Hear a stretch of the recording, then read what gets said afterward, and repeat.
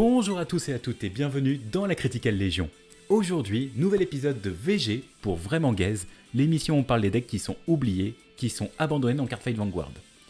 Aujourd'hui, j'ai envie de vous parler d'un deck dont j'avais totalement oublié l'existence. Il s'agit de Silhouette Man. En fait, je m'en suis rappelé car ils font une nouvelle version du deck avec une nouvelle version du Vanguard dans la DZ12, donc la prochaine extension Encounter avec aussi les Vanguards du manga Skyride. Et donc, je me suis dit, ah oui c'est vrai, il existe ce deck, bah ça tombe bien vu que je l'avais oublié, parlons-en dans un Vraiment Gaze. Alors, Silhouette Man, deck Brandgate, issu d'un manga spin-off de Cardfight Vanguard. Il s'agit d'un deck avec une mécanique basée sur les arms qui vont pouvoir s'équiper au Vanguard. Donc, on va commencer par regarder la redline pour vous expliquer un peu la mécanique principale. Donc, on commence avec le grade 0 Silhouette Man, comme tous les grades 0, quand on joue deuxième, on pioche une carte. Ensuite, on va jouer Garter Silhouette, donc on joue la redline classique du deck. Donc elle dit que quand elle est placée par-dessus Silhouette Man, donc le grade 0, on va chercher la set order qui s'appellerait Machinery Factory. Donc on la cherche dans le deck, on shuffle après une fois qu'on l'a ajoutée à la main. En grade 2, on va jouer César Silhouette. Elle, quand elle est placée sur la grade 3 qui s'appelle Gigant Arm Silhouette, on pourra choisir deux cartes Armed Arm, qui sont un peu les rears principales de l'archétype. Il faut qu'elles soient de noms différents depuis le cimetière et on va pouvoir les call dans des open rear. Donc, c'est pas grave de défausser ces Armed Arm, car on va pouvoir les récupérer très facilement quand on va passer sur le G3. Et donc, ce fameux G3, Giant Arm Silhouette, il dit qu'au début d'une attaque, on va pouvoir, sous le Blast 1, choisir deux rearguards avec Armed Arm dans leur nom, et il faut qu'ils soient de noms différents, et les attacher à cette unité. Le fait de les attacher, on considère que les unités qui ont été attachées sont traitées comme étant sur le Vanguard Circle, et elles sont stand. Par contre, elles ne pourront pas attaquer, mais vu qu'elles sont attachées au Vanguard, le power et les habilités vont être partagés avec le Vanguard. À la fin de la battle, quand vous avez terminé de taper avec Silhouette Man, vous allez pouvoir call donc une des deux Armed Arm en open rear stand. L'autre par contre sera engage. Ce qui est intéressant, c'est par exemple si vous êtes sous état Persona Ride, et bien vu que vous donnez plus 10 à toute votre front, donc à vos rear Armed Arm et au Vanguard, et quand on va les attacher, et bien vu qu'on partage aussi le power, mais en fait c'est comme si vous donniez un petit bonus de 30 000 sur un tour Persona Ride à votre Vanguard. Donc l'idée c'est de taper très fort avec des gros chiffres et avec un Vanguard dont les effets vont s'adapter en fonction des rears qui lui sont attachés. Voilà l'idée. Bien sûr, pour que le deck tourne, on joue 3 copies du Persona Ride, et comme je vous dis que le Persona Ride est fort, je me suis permis de rajouter donc Gratias Gradale. Comme ça, on a 4 copies, plus de chances de pouvoir mettre un petit plus 30 000 quand notre Vanguard va swing. On va parler donc de ce qui fait le piment du deck, donc les 3 Armed Arm. Donc la right, la left et la drill. Commençons par right. Donc toutes les Armed Arm partagent leurs effets en tant que rearguard et vanguard. Donc quand right tape, et il faut taper donc le vanguard adverse et il va falloir un vanguard silhouette de grade 3, on peut counter blast 1, choisir une grade 2 ou plus sur le terrain adverse, la retire et donner plus 5000 à cette rear ou au vanguard. La left, quant à elle, elle dit que quand elle va taper donc un grade 3 ou plus vanguard adverse, si notre vanguard a silhouette dans son nom, on peut counter blast 1, piocher une carte. Donc il y en a un qui retire donne du power, l'autre pioche 1. Et après vous avez donc pour moi la meilleure, la drill, donc la perceuse qui fendra les cieux. Petite référence Gurren Lagann, ça fait toujours plaisir. Et donc elle, quand elle attaque, on met une carte Armed Arm depuis notre drop en soul, et on va pouvoir faire les effets suivants en fonction du cercle où elle est. Si elle est en rear, elle a plus 5000 de power, si elle est en vanguard, on gagne un crit, jusqu'à la fin de l'attaque. Au niveau des ratios, pour moi, la drill, elle est incroyable, c'est la meilleure, c'est pour ça que j'ajoute x4, parce que le fait qu'elle n'ait pas de cost en elle-même, à part attacher un en soul, mais c'est très simple à faire, donc elle est gratuite, elle a les meilleurs effets, car elle a du power et le crit. Et l'autre avantage qu'elle a, c'est tout simplement que la plupart des cartes qu'on va jouer vont vouloir sous blast. Donc, en faisant ça, c'est comme si nos costs étaient gratuits. Après, je joue que x3 right and left. Pourquoi ? je suis pas fan à 100% de leurs effets. Ce qui me dérange, c'est le Counter Blast 1. Le fait qu'on Counter Blast 1 juste pour Retire 1 plus 5000 ou juste pour Draw 1, ça me paraît léger. D'autant plus que quand elles vont taper, par exemple en tant que Rear, vous allez CB1, puis quand elle va s'attacher au Vanguard et qu'il va retaper, on pourra de nouveau CB1.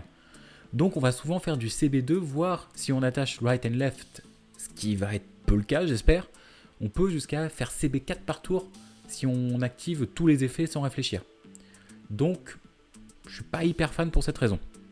C'est pour ça que je trouve que le deck est un peu gaze, c'est que pour le moment, purée, les armes, elles font pas grand chose. Elles n'ont pas des effets incroyables.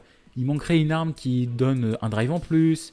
Ça manquerait aussi, par exemple, d'une arme qui permet, sinon un peu de soit restand, soit quelque chose un peu plus pimenté.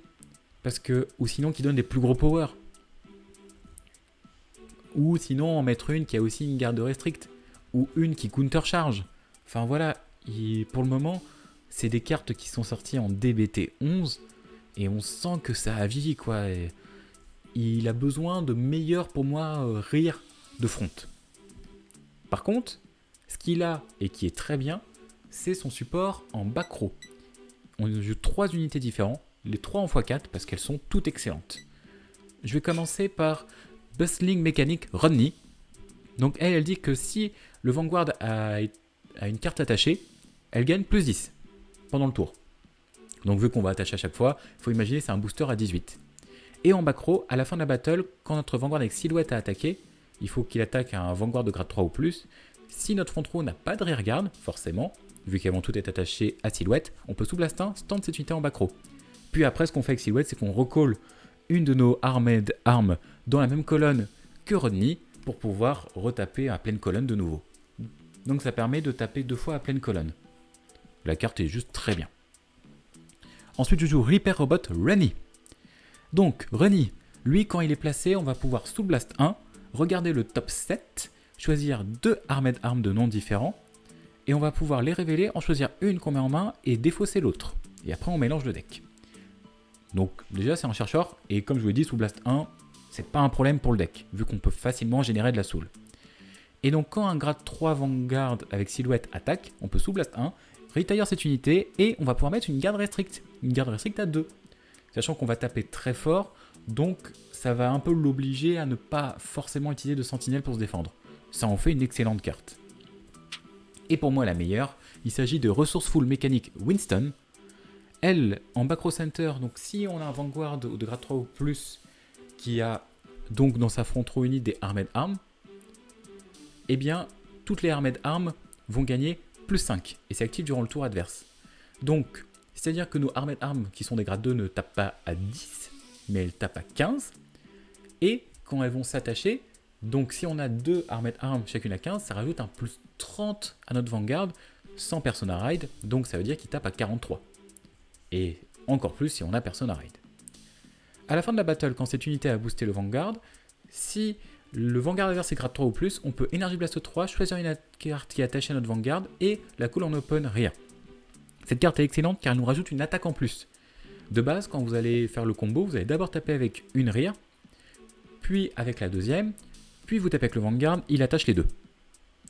Au moment où il a attaché les deux, il fait sa grosse attaque, et après, normalement, il recall seulement une des rear qui peut taper, et l'autre, elle va être call engagée. Et bien, grâce à Winston, la deuxième va pouvoir aussi se call et pouvoir taper. Donc on va passer de 4 attaques à 5 attaques, grâce à cette carte. C'est pour ça, on veut les toucher, d'où le x4. Voilà pour la partie main deck. Il reste tout de même la set order, donc il s'agit de Machinery Factory. Donc on va pouvoir la tuto avec la grade 1, et sinon on va pouvoir, vu qu'on la joue x4, essayer de la toucher un maximum. Car quand elle est placée en order zone, on peut engager cette carte pour regarder cette carte de notre deck, choisir une carte avec Armed Arm parmi elles, la révéler, et on peut la mettre en main si notre drop a une carte avec le même nom que cette carte. Et sinon, on va devoir la défausser si la carte n'est pas déjà en drop. Donc, regarde top 7. J'ai mes 3 armes différents. Si je l'ai déjà en drop, ça ajoute en main. Si je ne l'ai pas en drop, on la foolish. Et son deuxième effet, c'est donc qu'on peut mettre cette carte en soul pour choisir 2 Armed Arms depuis la drop et les call en open rear. Donc c'est le même effet que quand on passe du G2 au G3 de la redline. Donc même si on nous retire notre terrain, on peut quand même facilement réattacher les cartes. Donc on la joue x4 pour pouvoir facilement filtrer notre deck et envoyer un maximum d'Armed Arms soit en main, soit en drop, pour pouvoir avoir plus de chances de proc les triggers, tout simplement. Et toucher nos grades 1. Au niveau des PG, classique, 3 PG classiques et une Elementaria Sanctitude. On ne sait jamais si on affronte un deck qui va par exemple PG Restrict ou qui a triple drive, voilà. Blancmeyer, ça existe. On aura bientôt maintenant le Alphara de Fantôme.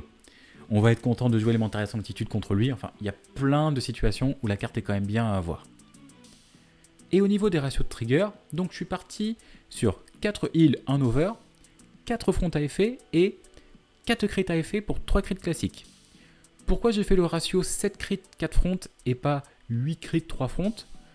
Comme on l'a vu tout à l'heure, dès qu'on peut mettre du power à la front en entier, ça donne des gros gains d'attaque à notre Vanguard.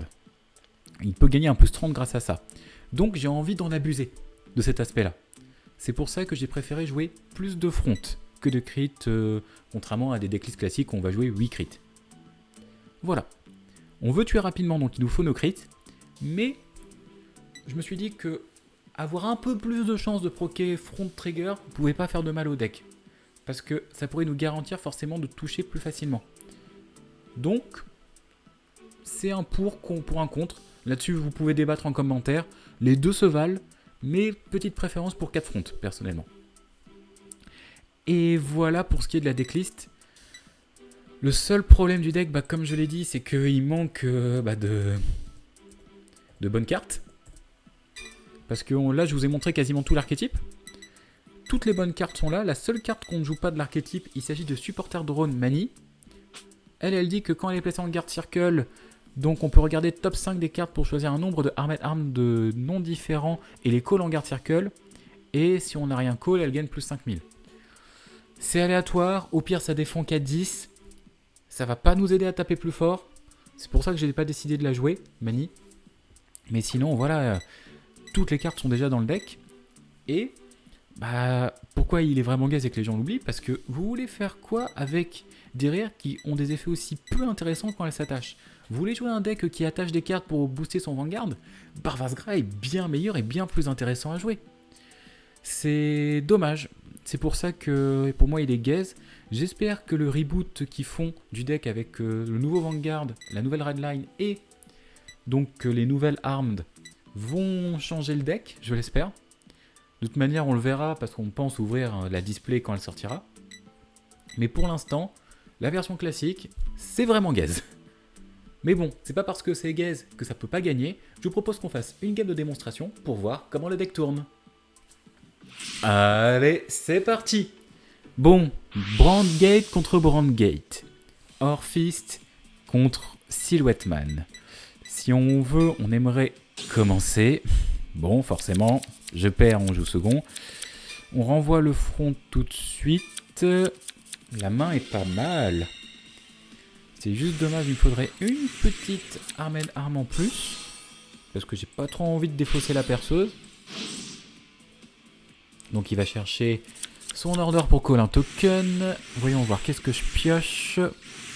Alors, un trigger. Bon. Tant pis, on va discard la perceuse. Hide, effet.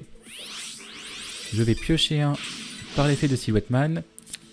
Et par l'effet de la grade 1, on va pouvoir aller chercher l'order. Voilà, et on shuffle notre deck. Je vais ensuite la jouer. On va l'acte, donc on va l'engager. Une fois qu'elle est engagée, on va envoyer ça au cimetière. Comme ça, je pourrais reborn les deux ensemble. Et pour l'instant, je peux déjà call ça ici. Je peux déjà call ça ici. Et call ça ici. Comme ça, on va commencer un peu à aggro. Je vais faire effet sous blast 1. Alors, j'ai une arme, on va l'ajouter à la main. Et on va terminer notre tour par une petite battle. On va swing à 8. Est-ce qu'il défend? Il ne défend pas. Ok, il perd une copie de son Vanguard. On va taper à 16. Alors, 16 VG, drive 1, tu fais quoi? On gagne le Persona Ride, ça c'est une très bonne chose. Et il perd son chercheur. Jusque là, ça se déroule très bien. Et on va taper à 8 de nouveau. Et il perd son order qui donne du power à ses tokens. Bon, bah ça commence bien. Il perd de bonnes cartes pour pouvoir jouer. Par contre, il va pouvoir me call un token maintenant. Counter Blast 1. Donc 5000 de power sur sa G2 vu qu'une order a été placée. Effet. Call son token. Je vais dire no garde sur celle-là. Ok, sentinelle. Et moi, je perds un crit, c'est un peu dommage. On va mettre power VG. Donc, 15, tu vas forcément taper une rire. Voyons voir laquelle tu tapes. Tu tapes celle-ci. Est-ce que je la protège? Je vais te dire non. C'est pas grave si je la perds. C'est un gros booster, je suis d'accord, mais on peut quand même jouer sans. Alors, on va ride. Je vais défausser ça. Comme je peux le récupérer avec ma G2 quand je vais ride sur le G3. Je vais jouer une nouvelle order. On fait le premier acte. On l'engage. Ça va s'ajouter à ma main car je l'ai déjà au cimetière. Et normalement elle s'est mise en soul. C'est ça. Je vais garder ça pour le prochain tour. Quoique on va continuer à trier. Hop, j'engage. J'ai aucune target. Ok. Et on va juste taper. On va swing VG à 18. Si on proc un trigger, tant mieux. On proc un trigger. Parfait. On va mettre power ici. Ça va t'obliger à te défendre un peu.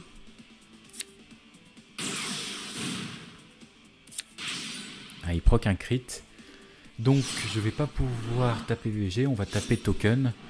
Comme ça il aura moins de force pour m'embêter. Hop. Swing token. Et là, pour me défendre, j'ai que 2 triggers. Et au pire, j'ai un gant. Ils auraient dû mettre du shield sur les gants, sinon. Ça pourrait être intéressant. Parce que t'as envie de les en avoir au cimetière. Donc les utiliser comme outil de garde, ça me paraît pas idiot. Ça sert à rien que je la défende, celle-ci. Donc, trigger, non. On perd une copie du Persona Ride, ok. Ensuite, effet, tu vas pouvoir Counter Blast 1, tu vas pouvoir call un Shadow Army Token. Tu vas taper donc à 18. Je vais dire... Avec ça, ça fait 25. Et vu que j'en ai déjà un, on va dire 30, comme ça. Il te faut 2 triggers pour passer. Premier, rien.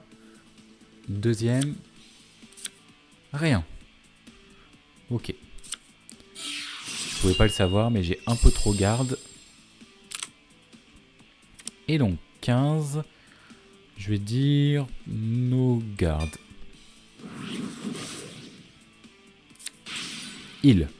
Bon. C'est un peu chiant de le proc maintenant.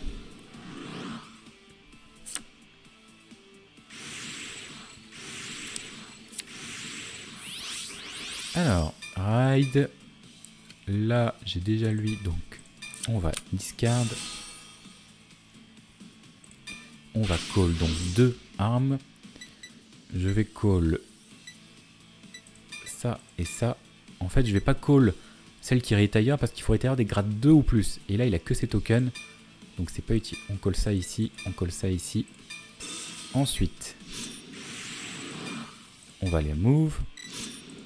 Je vais play mon order. Je vais faire son premier effet. Engagé. Est-ce que tu peux me foolish quelque chose? Je n'ai rien. Ok. Pareil. Je veux bien que tu foolish. Hop, voilà. Alors, top 7. C'est bon, il y en a une. Et elle s'ajoute à ma main. Et tu pars en soul. Parfait. Je vais avoir besoin de 3 d'énergie. Donc je peux pas EB7. Bah on va dire end phase. Battle. On n'active pas son effet. Si vous l'activez maintenant, tout le combo saute. Donc on va d'abord taper. Et je tape ici à 15. On peut faire son effet. Counterblast 1, draw 1. Voilà. Donc, il défend à 23. Sachant qu'il a 6 cartes en main.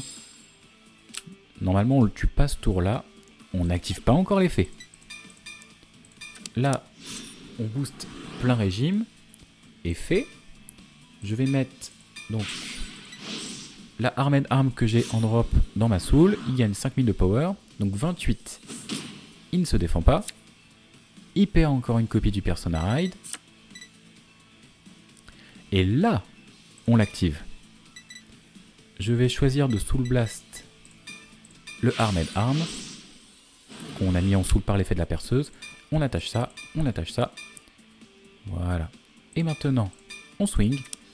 Donc ça va faire un 51. Effet, je vais Soul Blast un Retire mon robot pour avoir une garde restrict à 2. Puis, je vais décider de Counterblast 1 pour piocher un par l'effet de mon bras droit. Et je vais pouvoir mettre de nouveau mon bras gauche que j'ai Soul Blast de nouveau en soul pour gagner un crit par l'effet de la perceuse. Et vu qu'il doit garde à 2, pour pouvoir sentinelle, il était obligé de se débarrasser d'un crit. Donc c'est comme s'il avait perdu 3 cartes.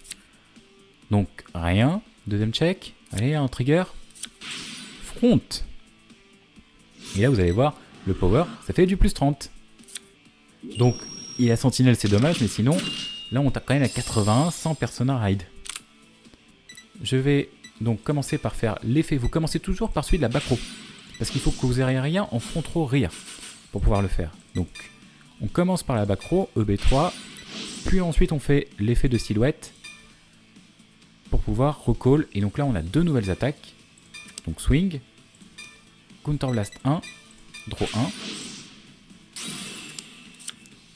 Et vous l'avez vu, là, j'ai CB3 en un tour.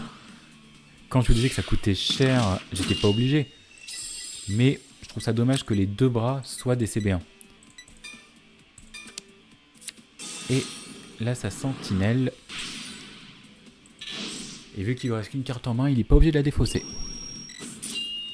Bon, maintenant, il va quand même falloir qu'il arrive à me passer là-dessus, sachant que j'ai 2 triggers, 3 triggers. J'ai des armes que je peux défausser. Ça va, je suis pas si mal. 13. Il va gagner 4000 de power, c'est ça? Ouais, 2000 par terrain. Donc, on va, hop, intercept. Voilà.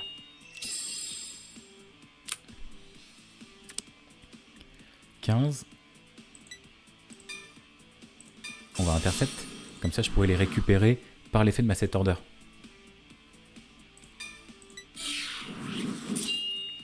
Sachant que là, il va pouvoir quand même me call pas mal de Shadow Army Token. Donc 21, effet, Counter Blast. Donc, il call, effet, vu qu'elle a été retire, call de nouveau un Shadow Army Token. Donc 31, juste un damage. À part s'il me fait crit, mais il n'y a pas de raison. Je vais dire no guard sur celle-là. Ok, une PG.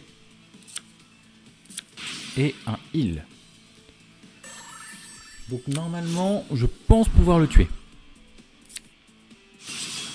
Damage. Bah, moi c'est un crit. Donc je vais être à 23. Donc son Shadow Army Token à 15, il va rien faire. Mais par contre il va avoir une colonne à 40. Ça va faire un peu mal. Et il s'est ajouté un Orphiste Régis. Donc 40. 43. Voilà. Et ça va être suffisant. Hop, stand, draw. Alors, final turn, évidemment. Donc on va Persona Ride. Je vais ensuite jouer l'order. Je vais faire l'habilité 2. On la met en soul. On va call ces deux-là. Ensuite, actabilité 1, on va l'engager. On va tenter encore de trier un peu le deck. On va pouvoir envoyer la perceuse au cimetière. Et j'ai rien d'autre, vu que lui on l'a déjà en back row center. Bah ça va être tout. Donc, battle. On n'active pas son effet. On va taper effet. Counter Blastin. Donc je tape à 25. Il défend à 28.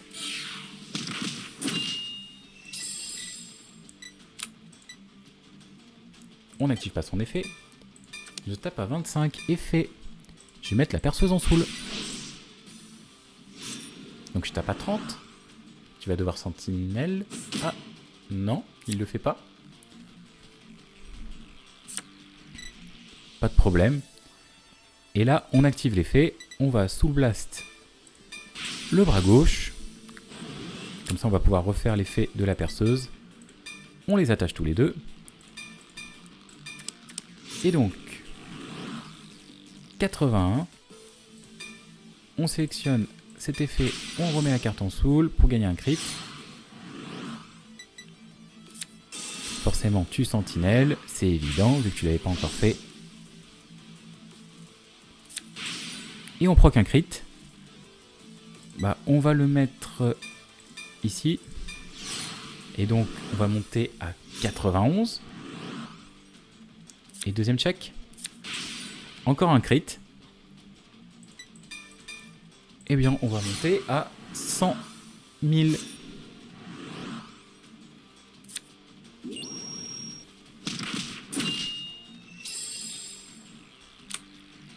Donc, effet de la back row en premier. Toujours, si on veut faire l'effet complet. Donc, EB3, call. Et maintenant, effet de silhouette. Call. 35 crit 2. Et on dit bye bye. Et c'est terminé. J'espère que cette vidéo vous aura plu. N'hésitez pas à me dire ce que vous pensez du deck, de la mécanique donc de Silhouette Man en commentaire. Si vous avez des idées de deck, franchement, on serait preneur. Je commence à avoir fait déjà un bon tour de plein de decks qui sont en effet un peu nuls, un peu gaze, que je pouvais présenter via Dear Days 2. Donc s'il y a des decks que vous voulez voir sur la chaîne, n'hésitez pas à nous le dire dans les commentaires de la vidéo. Si possible aussi, j'aimerais bien que vous nous suiviez sur les réseaux, que ce soit notre Instagram ou notre Twitter.